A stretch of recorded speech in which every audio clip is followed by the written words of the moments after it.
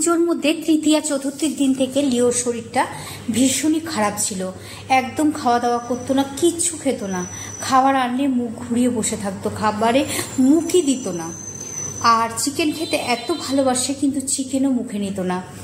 তো আমি তখন চেষ্টা করছিলাম যে একটু ভাত দিয়ে চিকেন মেখে লিওকে খাইয়ে দেওয়ার। তো বসে বসে অল্প অল্প করে খাচ্ছিল, একটু দেখে যেন শান্তি পাচ্ছিলাম। আর সেটা কিন্তু ডক্টর এসেছিলো বাড়িতে, মেডিসিন দিয়ে গেছে। মেডিসিন খাওয়ার একদিন মেডিসিন খাওয়ার পরে একটু একটু করে খাচ্ছিল।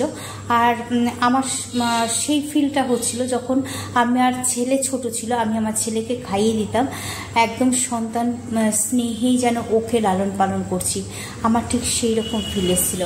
সবাই পুজো দেখছিল, পুজো দেখতে ব্যস্ত ছিল। আর তখন লিওর শরীর ভীষণ খারাপ ছিল। আমি লিওকে নিয়ে বাড়িতেই বসেছিলাম। আমি আর লিও পুজোতে এভাবেই দিন কাটিয়েছি। আর মাঝে সাঝে একটু ছাদে গেছিলাম, ছাদে গিয়ে দেখছিলাম সবাই পুজো দেখতে যাচ্ছে সাজুগুজু।